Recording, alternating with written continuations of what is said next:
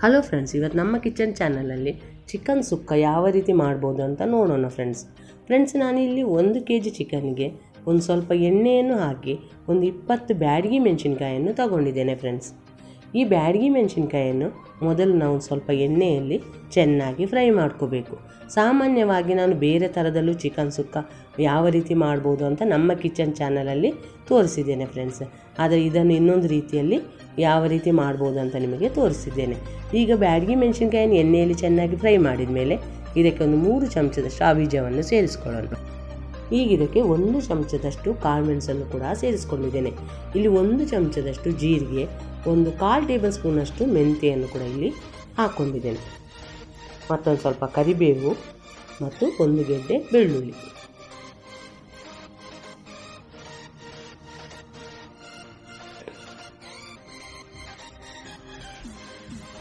ಇದನ್ನೆಲ್ಲ ಹಾಕಿ ಒಂದು ಸಲ ಸಣ್ಣ ಉರಿಯಲ್ಲಿ ಇದನ್ನು ಮಸಾಲವನ್ನು ಫ್ರೈ ಮಾಡ್ಕೋಬೇಕು ಫ್ರೆಂಡ್ಸ್. ಈ ಚಾನಲ್ಗೆ ಹೊಸಬರಾದರೆ ಈ ಚಾನಲನ್ನು ಸಬ್ಸ್ಕ್ರೈಬ್ ಮಾಡ್ಕೊಳ್ಳಿ. ಬೆಲ್ ಐಕಾನನ್ನು ಆಲ್ ಸೆಟ್ ಮಾಡಿದರೆ ನಾನು ಮಾಡೋ ವಿಡಿಯೋ ನಿಮಗೆ ನೋಟಿಫಿಕೇಷನಲ್ಲಿ ಬಂದುಬಿಡುತ್ತೆ ಫ್ರೆಂಡ್ಸ್. ಈ ರೀತಿ ಎಣ್ಣೆಯಲ್ಲಿ ಫ್ರೈ ಮಾಡಿದ ಮಸಾಲವನ್ನು ನಾವು ನೀರು ಹಾಕಿ ನೈಸಾಗಿ ರುಬ್ಕೋಬೇಕು ಫ್ರೆಂಡ್ಸ್. ಈಗ ನಾನು ಒಂದು ಬಾಣಲೆಗೆ ಒಂದು ಅರ್ಧ ಹೋಳಷ್ಟು ತೆಂಗಿನಕಾಯನ್ನು ತಗೊಂಡಿದ್ದೇನೆ ಫ್ರೆಂಡ್ಸ್. ಅದಕ್ಕೆ ಒಂದು ಅರ್ಧ ಟೇಬಲ್ ಸ್ಪೂನಷ್ಟು ಅರಿಶಿಣವನ್ನು ಹಾಕ್ಕೊಂಡು, ಇಲ್ಲಿ ಎಣ್ಣೆಯನ್ನೇನು ಹಾಕ್ಕೊಂಡಿಲ್ಲ ಫ್ರೆಂಡ್ಸ್. ತೆಂಗಿನಕಾಯಲ್ಲಿ ಇರುವಂತಹ ಎಣ್ಣೆ ಅಂಶ ಹೋಗಲಿ ಅಂತ ಒಂದು ಸಲ ಇದನ್ನು ಮೀಡಿಯಮ್ ಉರಿಯಲ್ಲಿಟ್ಟು ಫ್ರೈ ಮಾಡ್ಕೊತಿದ್ದೇನೆ.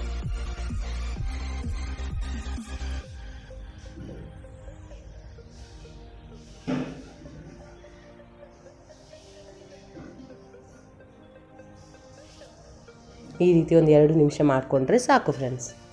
ಈಗ ಇದನ್ನು ಒಂದು ಕಡೆ ಸಪ್ರೇಟಾಗಿ ತೆಗೆದಿಡೋಣ.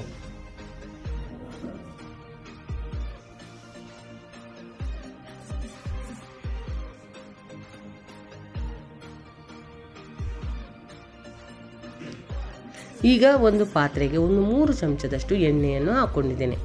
ಇದಕ್ಕೆ ಒಂದು ಈರುಳ್ಳಿಯನ್ನು ಸಣ್ಣಗೆ ಹೆಚ್ಚಿಕೊಂಡು ಹಾಕ್ಕೊಂಡು ಎಣ್ಣೆಯಲ್ಲಿ ಚೆನ್ನಾಗಿ ಫ್ರೈ ಮಾಡ್ಕೋಬೇಕು. ನಾನು ಈ ಮಸಾಲವನ್ನು 1 kg ಚಿಕನ್ಗೆ ರೆಡಿ ಮಾಡ್ಕೊತಿದ್ದೇನೆ ಫ್ರೆಂಡ್ಸ್. ಈರುಳ್ಳಿ ಎಣ್ಣೆಯಲ್ಲಿ ಚೆನ್ನಾಗಿ ಫ್ರೈ.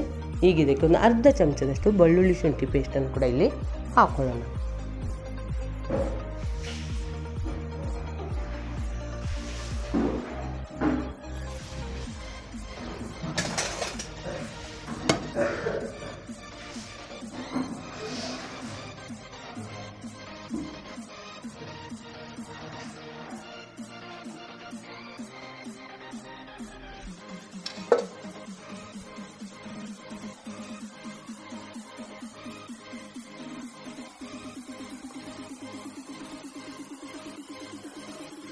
ಬೆಳ್ಳುಳ್ಳಿ ಶುಂಠಿ ಪೇಸ್ಟ್ ಎಣ್ಣೆಯಲ್ಲಿ ಚೆನ್ನಾಗಿ ಫ್ರೈ ಮಾಡಿದ ಮೇಲೆ ಈಗ ಇದಕ್ಕೆ ನಾನು ಮೊದಲೇ ಚೆನ್ನಾಗಿ ತೊಳೆದಿಟ್ಟಂಥ ಚಿಕನನ್ನು ಇಲ್ಲಿ ಹಾಕ್ಕೊತಿದ್ದೇನೆ ಫ್ರೆಂಡ್ಸ್.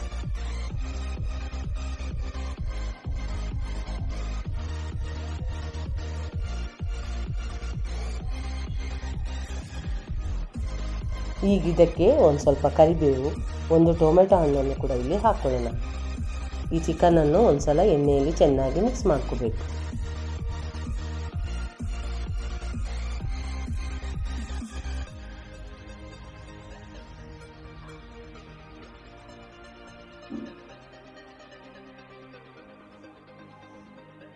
ಈಗ ಟೊಮೆಟೊ ಹಣ್ಣು, ಅರಿಶಿನ, ಉಪ್ಪು ಎಲ್ಲವನ್ನು ಇಲ್ಲೇ ಸೇರಿಸ್ಕೊಳ್ಳೋಣ.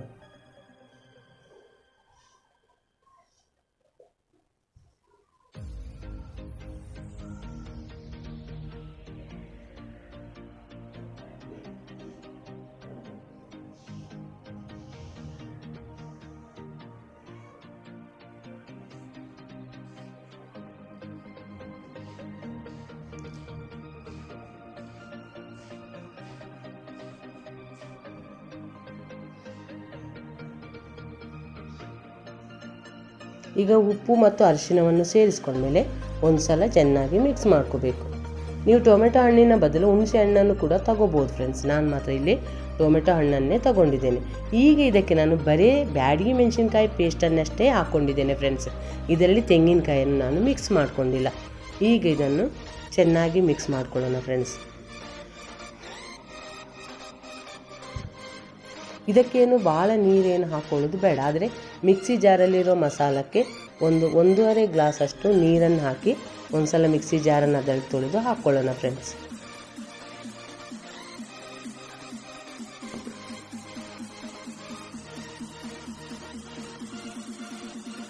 ಈಗ ನೀರನ್ನು ಹಾಕೊಂಡ್ಮೇಲೆ ಒಂದು 10 ನಿಮಿಷ ಇದನ್ನು ಚೆನ್ನಾಗಿ ಬೇಯಿಸ್ಕೋಬೇಕು ಫ್ರೆಂಡ್ಸ್. ಇಷ್ಟೇ ನೀರಾದರೆ ಸಾಕು ಫ್ರೆಂಡ್ಸ್, ಯಾಕಂದರೆ ಚಿಕನ್ನಲ್ಲಿರುವ ನೀರು ಬಿಟ್ಕೋಬೋದು. ಅದಕ್ಕೋಸ್ಕರ ಭಾಳ ಏನು ನೀರನ್ನು ಇಲ್ಲಿ ಸೇರಿಸ್ಕೊಳ್ಳೋದು ಬೇಡ. ಈಗ ಇದನ್ನು ಬೇಯೋದಕ್ಕೆ ಬಿಟ್ಟು ಬಿಡೋಣ ಫ್ರೆಂಡ್ಸ್.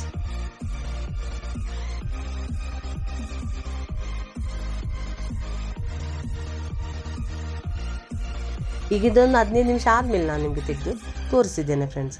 ಚಿಕನ್ ಚೆನ್ನಾಗಿ ಬೆಂದಿದೆ. ಈಗ ಇದಕ್ಕೆ ನಾನು ಮೊದಲೇ ಫ್ರೈ ಮಾಡಿಟ್ಟಿರುವಂಥ ತೆಂಗಿನಕಾಯನ್ನು ಹಾಕ್ಕೊತಿದ್ದೇನೆ ಫ್ರೆಂಡ್ಸ್. ಇದನ್ನು ಏನು ಮಿಕ್ಸಿ ಜಾರಲ್ಲಿ ಹಾಕಿ ಏನು ನಾನು ರುಬ್ಕೊಂಡಿಲ್ಲ. ಯಾವ ರೀತಿ ಇದನ್ನು ಹುರಿದಿದ್ದೇನೋ ಅದೇ ರೀತಿ ಈ ತೆಂಗಿನಕಾಯಿ ತುರಿಯನ್ನು ಇದಕ್ಕೆ ಹಾಕ್ಕೊತಿದ್ದೇನೆ. ಜೊತೆಗೆ ಒಂದು ಸ್ವಲ್ಪ ಕೊತ್ತಂಬರಿ ಸೊಪ್ಪನ್ನು ಕೂಡ ಹಾಕ್ಕೊತೇನೆ. ಇಲ್ಲೇನಾದರೂ ನಿಮಗೆ ಉಪ್ಪು ಕಡಿಮೆ ಅನಿಸಿದರೆ ಅಥವಾ ಖಾರ ಕಡಿಮೆ ಅನಿಸಿದರೆ ನೀವು ಇಲ್ಲಿ ಸೇರಿಸ್ಕೋಬೋದು ಫ್ರೆಂಡ್ಸ್. ಈಗ ಇದು ತೆಂಗಿನಕಾಯಿ ಮತ್ತು ಕೊತ್ತಂಬರಿ ಸೊಪ್ಪು ಹಾಕ್ಕೊಂಡ್ಮೇಲೆ ಒಂದು ಕುದಿ ಬಂದರೆ ಸಾಕು. ಭಾಳ ಏನಿದನ್ನು ಕುದಿಸೋದು ಬೇಡ ಫ್ರೆಂಡ್ಸ್. ಈಗ ನಿಮಗೆ ಇದೇನಾದರೂ ಸ್ವಲ್ಪ ನೀರು ಅನಿಸಿರ್ಬೋದು ಫ್ರೆಂಡ್ಸ್, ಆದರೆ ಇದು ತಣ್ಣಗಾದಮೇಲೆ ತೆಂಗಿನಕಾಯಿ ಎಲ್ಲ ನೀರಿನಂಶ ಹೀರ್ಕೊಂಡು ಇದು ಗಟ್ಟಿಯಾಗಿಬಿಡುತ್ತೆ ಫ್ರೆಂಡ್ಸ್. ಇದು ನೀರು ದೋಸೆ, ಬಾಯ್ಲ್ಡ್ ರೈಸ್, ಚಪಾತಿ ದೋಸೆ ತುಂಬ ರುಚಿಯಾಗಿರುತ್ತೆ ಫ್ರೆಂಡ್ಸ್. ನೀವು ಒಂದು ಸಲ ಟ್ರೈ ಮಾಡಿ ಯಾವ ರೀತಿ ಬಂತು ಅಂತ ನನಗೆ ಕಮೆಂಟ್ ಸೆಕ್ಷನಲ್ಲಿ ತಿಳಿಸಿ. ಈ ವಿಡಿಯೋವನ್ನು ನೋಡಿದ್ದಕ್ಕೆ ಧನ್ಯವಾದಗಳು ಫ್ರೆಂಡ್ಸ್.